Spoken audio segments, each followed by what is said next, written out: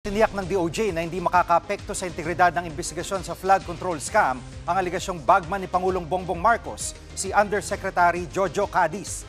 Nag-ugat ang aligasyon sa video na nilabas si dating Congressman Zaldico.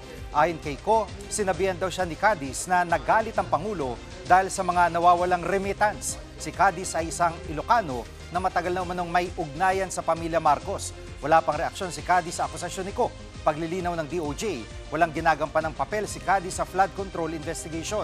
Nananatili pa rin siyang undersecretary pero naka-leave mula November 22 hanggang 28. We will maintain our resolute conviction and belief that we need to bring this to the end, di ba? Na kailangan natin, tulad ng mandato ng presidente, di ba? Where the evidence will lead.